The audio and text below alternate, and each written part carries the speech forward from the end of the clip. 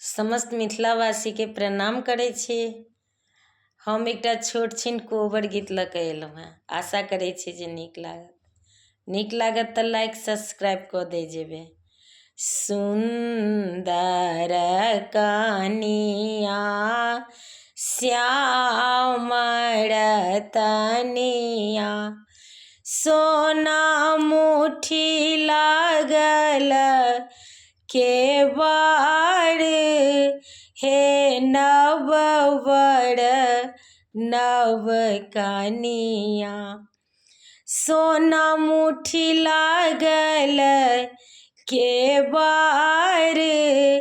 हे नववर नव कनिया सुन्दर कनिया श्यामर तनिया हीरा मोती लागल केवाड़ हे नववर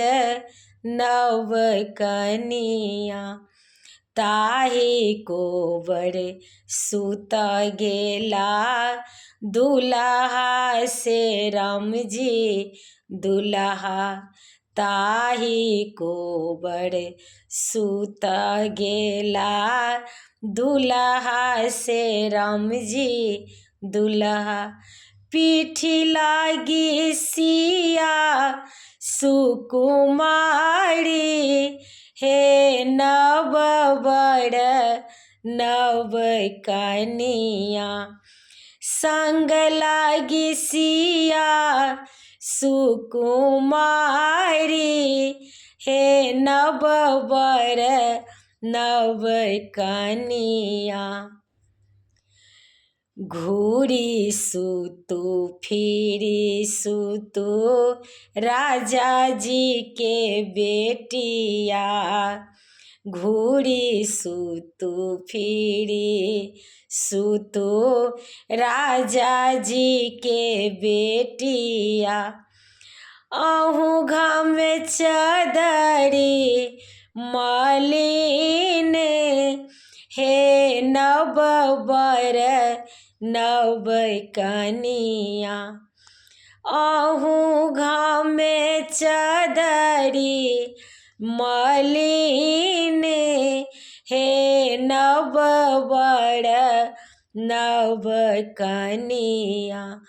एतबा बचन जब सुनलनि सिया सुहबे एतबा बचन जब सुनलनि सिया सुहबे सेज छोड़ी भुइया में लोटा थी हे नववर नव कनिया सेज छोड़ी भुइया में लोटा थी हे नववर नव कनिया अहाँ तऽ छियै राम जी श्यामल भमरवा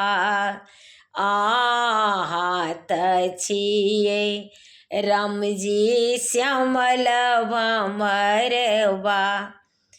मोरो ननदी कमलक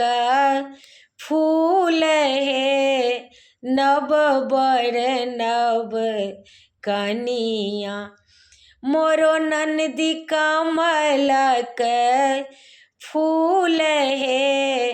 नववर नव कनिया सुन्दर कनिया श्यामर तनिया सुन्दर कनिया श्यामर तनिया सोना मुट्ठी लागल केवाड़ हे नववर नव कनिया हीरा मोती लागल